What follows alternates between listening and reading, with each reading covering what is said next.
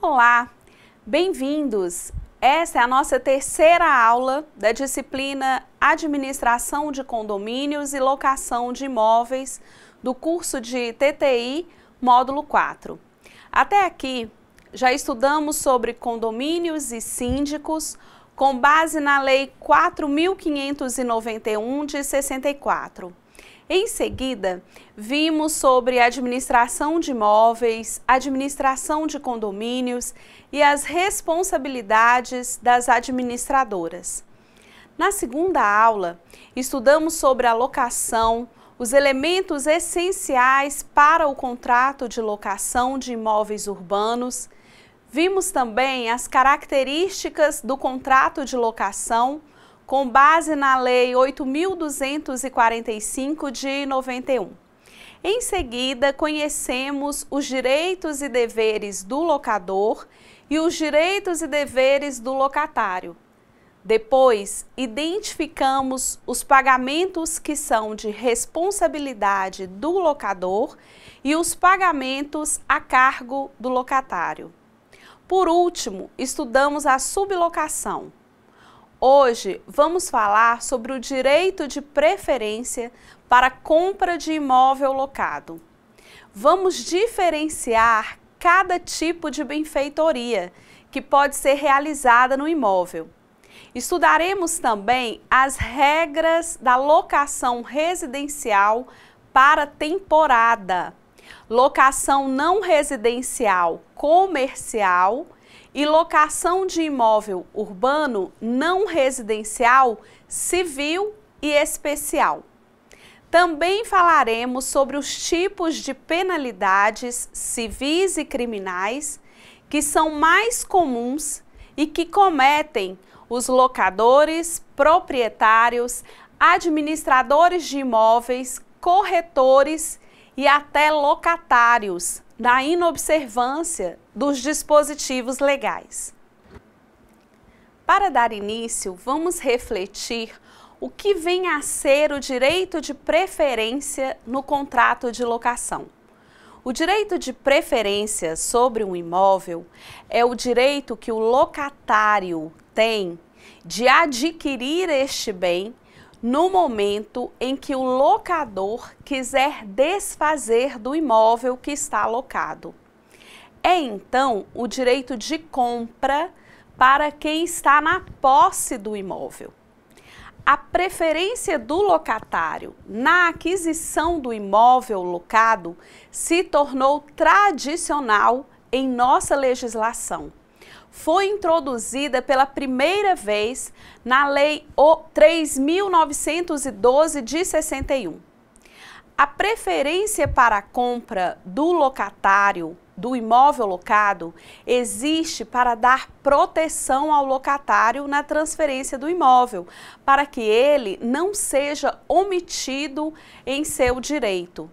De acordo com o artigo 27 da Lei 8.245 de 91, que é a Lei de Locação, é atribuída a preferência ao locatário para adquirir o imóvel nos casos de venda, cessão de direitos ou dação em pagamento, devendo o locador dar conhecimento ao locatário sobre o ato jurídico, mediante algum meio de aviso inequívoco, devendo, antes de alienar o bem a terceiro, obrigatoriamente oferecer o bem ao locatário nas mesmas condições exigidas ao terceiro. O prazo para que se cumpra o direito de preferência é decadencial, ou seja, não pode ser interrompido e também não pode ser suspenso. Ele segue até o final e só é extinto quando o titular do direito deixou de exercê-lo dentro do prazo estipulado. Quando se diz que o prazo caducou, é porque o direito desapareceu. Desta forma, nos ensina o artigo 28 da Lei 8245 de 91. Vamos ao artigo. Artigo 28. O direito de preferência do locatário caducará se não manifestada de maneira inequívoca sua aceitação integral à proposta no prazo de 30 dias. A lei garante ao locatário um prazo máximo de 30 dias a contar da notificação para que, sendo de interesse do locatário a compra deste imóvel, ele terá esses 30 dias para pagar o preço oferecido no mercado. Assim que completar os 30 dias que o locatário teve ciência da intenção de venda do locador e não havendo manifestação de vontade do locatário, mas sua inércia, acaba o direito de preferência, podendo então o proprietário realizar negócio jurídico com um terceiro, sem receio de estar infringindo o direito do locatário. É bom lembrar que a notificação dada ao locatário deve conter as condições do negócio, preço, forma de pagamento, se há ou não ônus reais sobre o imóvel e deve conter também a indicação do local para análise pelo locatário da documentação relacionada.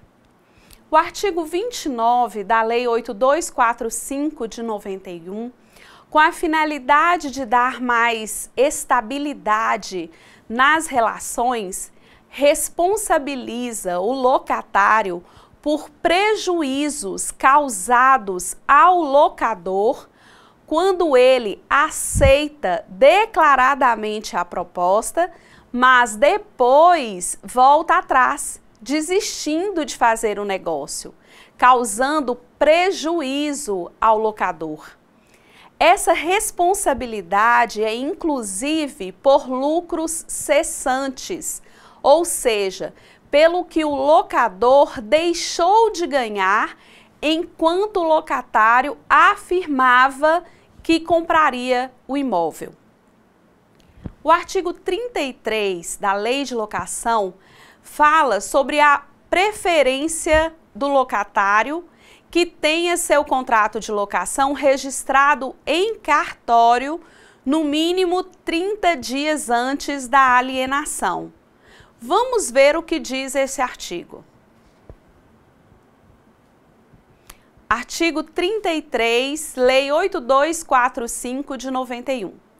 O locatário preterido no seu direito de preferência poderá reclamar do alienante as perdas e danos ou depositando o preço e demais despesas do ato de transferência haver para si o imóvel locado, se o requerer no prazo de 6 meses a contar do registro do ato no cartório de imóveis, desde que o contrato de locação esteja averbado pelo menos 30 dias antes da alienação junto à matrícula do imóvel.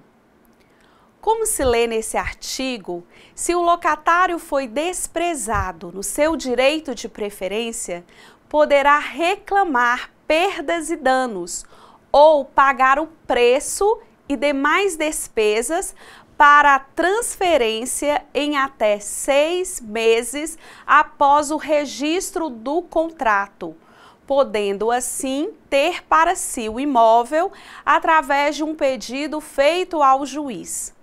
Se o imóvel que estiver sendo alienado, ou seja, transferido, estiver sublocado em sua totalidade e se o locador concordar, o direito de preferência por lei pode ser do sublocatário. Assim, a lei protege primeiro quem está efetivamente ocupando o espaço do prédio. E será que existe alguma situação em que o direito de preferência do locatário pode ser excluído? Sim, o locatário não goza do direito de preferência quando houver, por exemplo, uma decisão judicial que determinou a perda deste imóvel para algum credor do locador, como garantia de dívidas. Assim prescreve o artigo 32 da Lei 8245 de 91. Vamos ao artigo. Artigo 32. O direito de preferência não alcança os casos de perda da propriedade ou venda por decisão judicial, permuta, doação, integralização de capital, cisão, fusão ou incorporação. Agora vamos falar sobre benfeitorias. Vamos estudar sobre os tipos de benfeitorias e quais as consequências para o locador e para o locatário depois de realizadas as benfeitorias. Vamos estudar também por que é possível o direito de retenção no imóvel para o locatário. Como sabemos, o contrato de locação, em sua grande maioria, é um contrato de duração. Por isso, é natural que o locatário realize benfeitorias no imóvel. As benfeitorias são melhorias ou obras realizadas no imóvel com a finalidade de conservá-lo, melhorá-lo ou embelezá-lo. Essas benfeitorias podem ser necessárias, úteis ou voluptuárias. As benfeitorias necessárias são realizadas para evitar um estrago iminente ou a deteriorização do imóvel. Tem o objetivo de restituir ao imóvel o seu uso e sua habitação em caráter de urgência. Como exemplos de benfeitoria necessária, podemos citar os reparos numa viga de sustentação do imóvel ou o conserto do telhado solto por um vendaval. Outro tipo de benfeitorias são as chamadas benfeitorias úteis. Como o próprio nome diz, essas benfeitorias acrescentam alguma utilidade no imóvel. As benfeitorias úteis são feitas para facilitar a utilização do imóvel, o que também valoriza este imóvel. Como exemplo de benfeitorias úteis, podemos falar da abertura de uma nova entrada que servirá de garagem para o imóvel, ou da construção de uma churrasqueira, da instalação de um armário no banheiro, ou algumas modificações que proporcionam maior funcionalidade para o imóvel. O terceiro tipo de benfeitoria são as chamadas benfeitorias voluptuárias. São as benfeitorias empreendidas por simples prazer, distração ou encanto. Apenas embelezam e adornam o imóvel, dando maior comodidade ao usuário. As benfeitorias voluptuárias não aumentam a utilidade do bem. Por exemplo, podemos citar a decoração de um jardim. O artigo 96 do Código Civil deixa claro estes conceitos. Vamos ao artigo 96 do Código Civil de 2002. Artigo 96. As benfeitorias podem ser voluptuárias, úteis ou necessárias. São voluptuárias as de mero deleite ou recreio, que não aumentam o uso habitual do bem, ainda que o tornem mais agradável ou sejam de elevado valor. Parágrafo 2º. São úteis as que aumentam ou facilitam o uso do bem. Parágrafo 3º, são necessárias as que têm por fim conservar o bem ou evitar que se deteriore. Quando são realizadas as benfeitorias em um imóvel, trazem consequências totalmente distintas para proprietários e locatários do imóvel. Uma benfeitoria considerada útil para um determinado imóvel pode ser necessária para outro tipo de imóvel, como é o caso, por exemplo, da construção de uma piscina em uma escola de hidroginástica e natação. Aqui será benfeitoria necessária. Caso a construção da piscina se dê em uma escola tradicional, pode ser útil tal benfeitoria. Mas se realizada em uma casa residencial, certamente será considerada como benfeitoria voluptuária. O locatário, salvo se o contrato dispuser de forma diferente, tem o direito de ser indenizado pelas benfeitorias necessárias que realizar, inclusive com o direito à retenção do imóvel, ainda que não autorizadas pelo locador. Quanto às benfeitorias úteis que o locatário fizer no imóvel, terá direito de ser indenizado desde que tenha sido autorizado pelo locador. Já em relação às benfeitorias voluptuárias, por se tratar de adornos estéticos e itens de conforto, em nada beneficiam ou prejudicam ao proprietário ou locatário. Não precisa de autorização para ser inserida no imóvel, mas também não dá direito a qualquer forma de compensação ou direito de retenção do imóvel. Essa benfeitoria pode ser retirada no final da locação pelo locatário, desde que a sua remoção não venha comprometer a estrutura do imóvel. Para efeito de prova em eventual postulação judicial do locatário contra o proprietário por ressarcimento de despesas com as benfeitorias que fez, antes de realizar a benfeitoria, é ideal que o locatário identifique o tipo de benfeitoria que vai empreender e que guarde autorização assinada do proprietário, se possível, bem como junte todos os recibos e notas separados por tipo de despesas, para, se necessário, apresentar em juízo. Vamos agora conhecer os dois tipos de locação de imóvel urbano.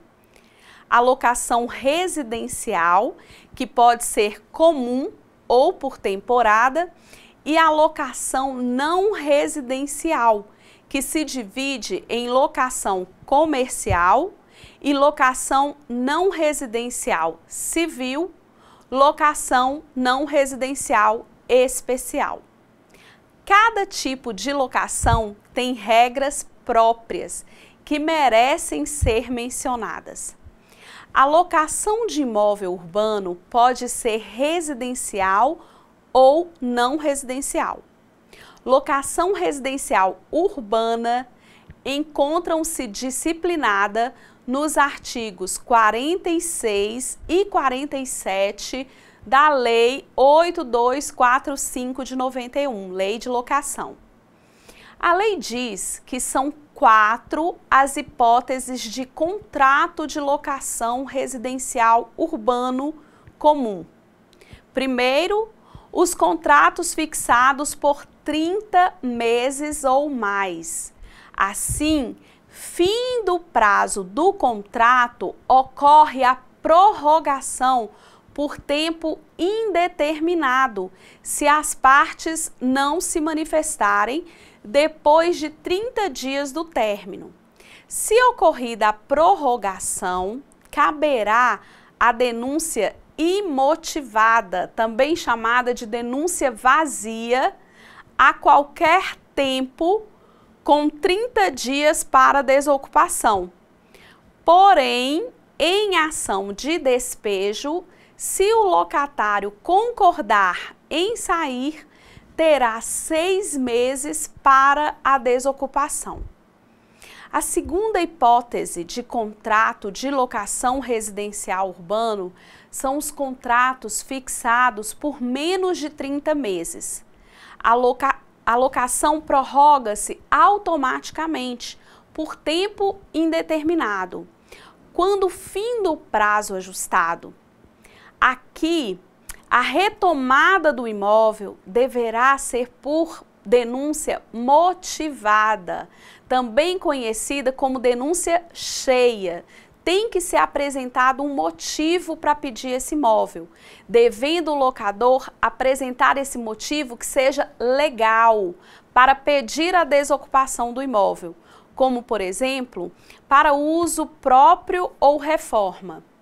Porém, se o contrato de locação residencial tenha sido feito com duração de menos de 30 meses, mas a locação ultrapassar 5 anos contínuos, caberá aí denúncia imotivada.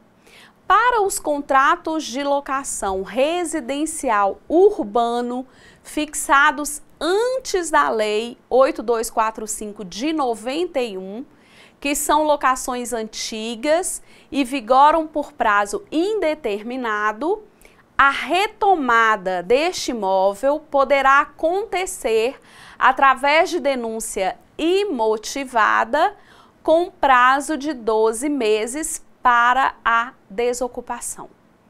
A quarta e última hipótese de contrato de locação residencial urbano é o contrato de livre negociação para imóveis novos após a vigência da Lei 8245 de 91. Resta livre o preço do aluguel e o prazo de reajuste, sendo livre também o índice de correção, que será ajustado em contrato. Deve-se observar, entretanto, que de acordo com a nova lei, fica proibido o uso de moeda estrangeira, variação cambial ou variação do salário mínimo para base de reajuste do aluguel. O assunto agora é sobre o contrato de locação para temporada. Para ser considerado contrato de locação para temporada, é necessário que tenha duração de, no máximo, 90 dias e que tenha finalidade específica, como para curso, lazer, tratamento de saúde ou realização de uma obra. O valor do aluguel e encargos pode ser cobrado antecipadamente e de uma só vez. Ao final dos 90 dias, se o locatário permanecer no imóvel sem oposição do locador por mais de 30 dias, estará presumida a prorrogação da locação por tempo indeterminado. Neste caso, o locador somente vai poder pedir o imóvel através da denúncia vazia, isto é, sem motivo, após 30 meses a contar do início do contrato.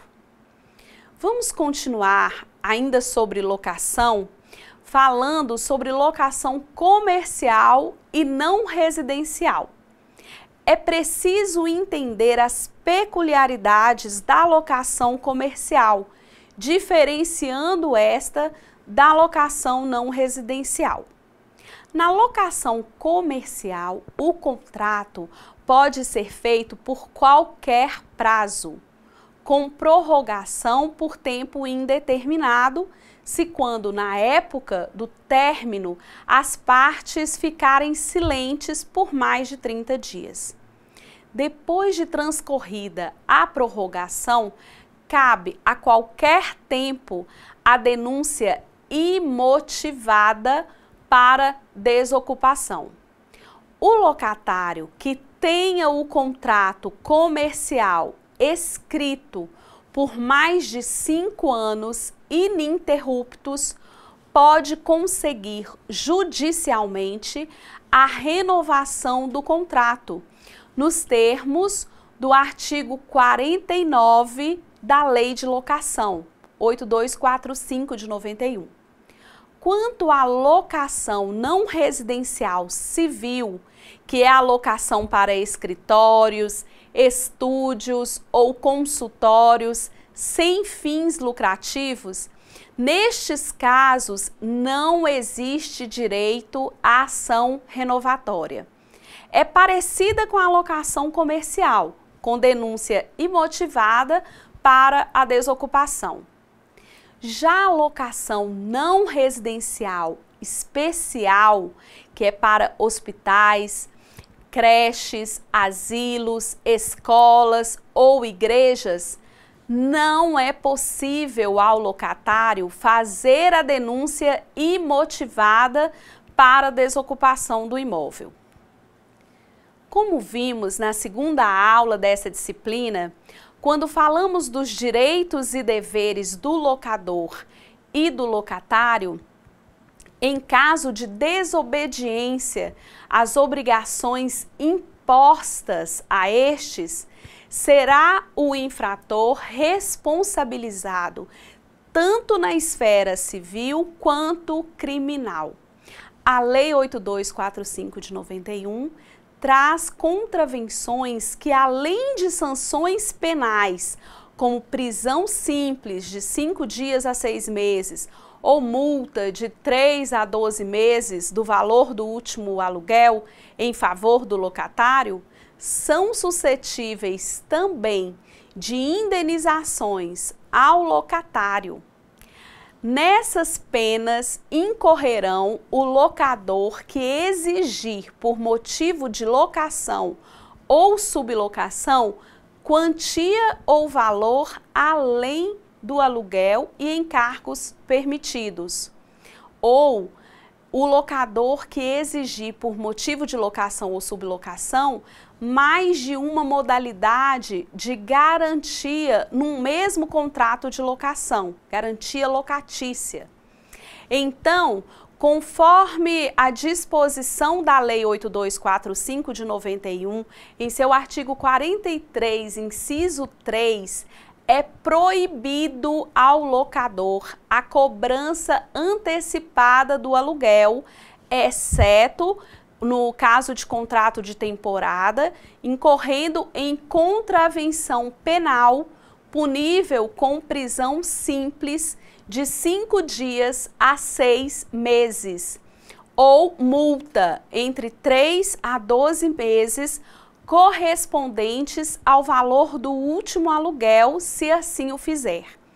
É bom lembrar que as duas únicas hipóteses em que a lei permite a cobrança antecipada do aluguel são os casos de aluguel para temporada ou quando não há outro tipo de fiança.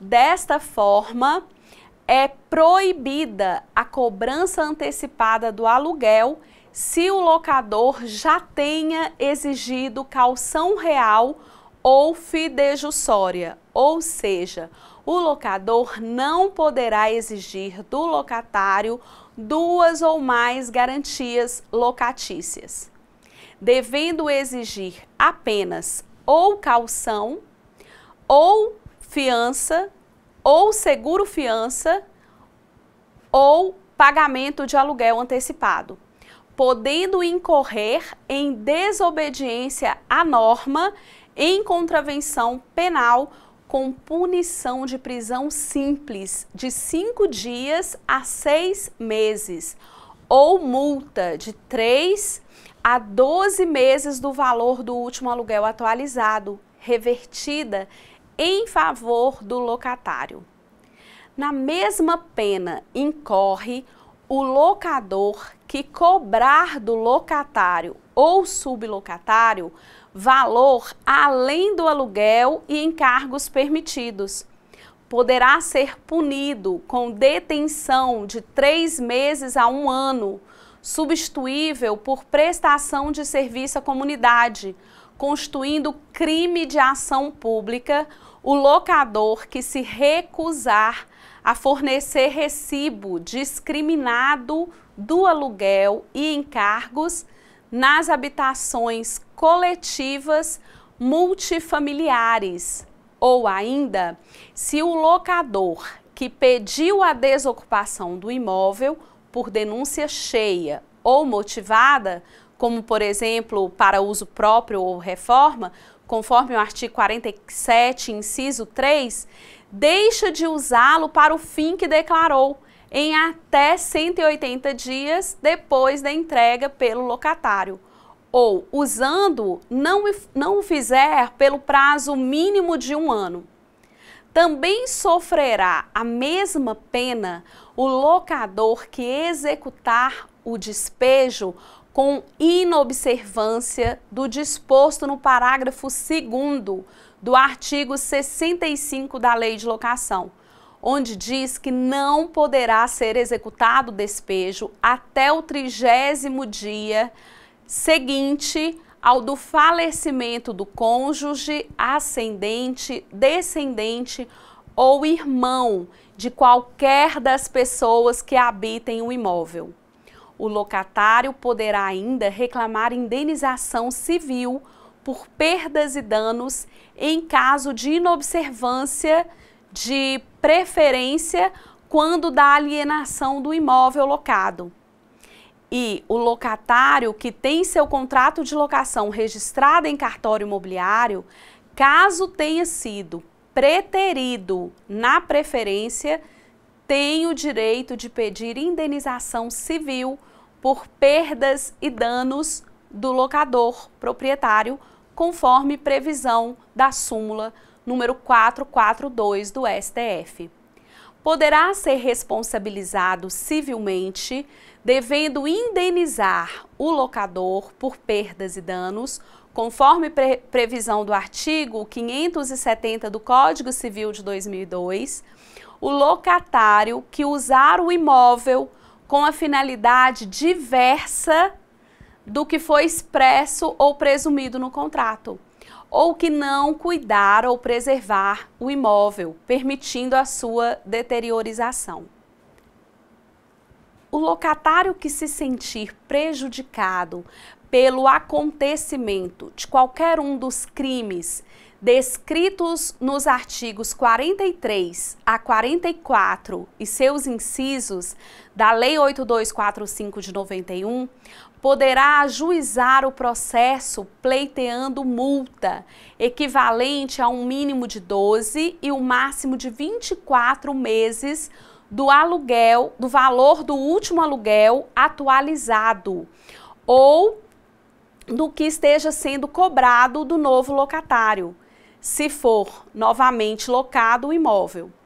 Quanto às imobiliárias, corretores e administradoras de imóveis, poderão ser responsabilizadas civilmente com a obrigação de indenizar por perdas e danos o locador, ou seja, o proprietário, caso sejam esses danos causados por trabalho realizado com a imprudência ou negligência, conforme previsão do artigo 723 do Código Civil de 2002.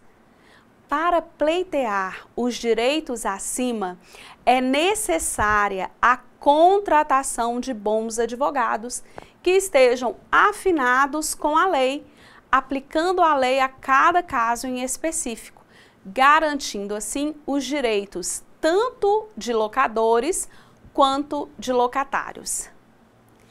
Chegamos assim ao final desta aula. Hoje, estudamos sobre o direito de preferência e seus desdobramentos. Em seguida, aprendemos a diferenciar as benfeitorias necessárias das benfeitorias úteis e das voluptuárias. Estudamos as consequências para o locador e para o locatário, caso sejam feitas cada uma dessas benfeitorias.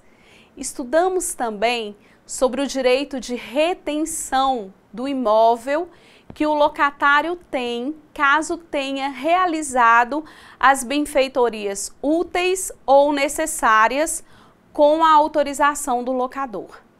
Em seguida, estudamos a locação residencial para temporada e a locação não residencial comercial, locação de imóvel urbano não residencial civil e locação de imóvel urbano não residencial especial. Vimos também os tipos de penalidades civis e criminais mais pontuais que incorrem os locadores, proprietários, administradores de imóveis, corretores e até locatários na inobservância dos dispositivos legais. Na próxima aula, vamos estudar as garantias locatícias, entenderemos a caução, fiança e seguro-fiança. Vamos entender o que é cessão fiduciária de cota de fundo de investimento. Veremos também sobre as demandas judiciais, que são a ação de despejo, ação consignatória, ação revisional e ação renovatória. Por último, saberemos quais são os documentos mais usuais na administração e locação de imóveis e como se dá a formalização das garantias e vistorias. Consulte o livro de administração de condomínios e locação de imóveis e já venham preparados para entenderem melhor estes temas, fazendo uma leitura prévia das aulas 12, 14, 15 e 16. E para reforçar o que estudamos hoje nesta aula, quero pedir a todos que leiam o livro nas aulas 8, 9, 10 e 13. E não se esqueçam de resolver os exercícios que se encontram também no livro. Agradeço pela audiência, desejo ótimos estudos a todos e até o nosso próximo encontro.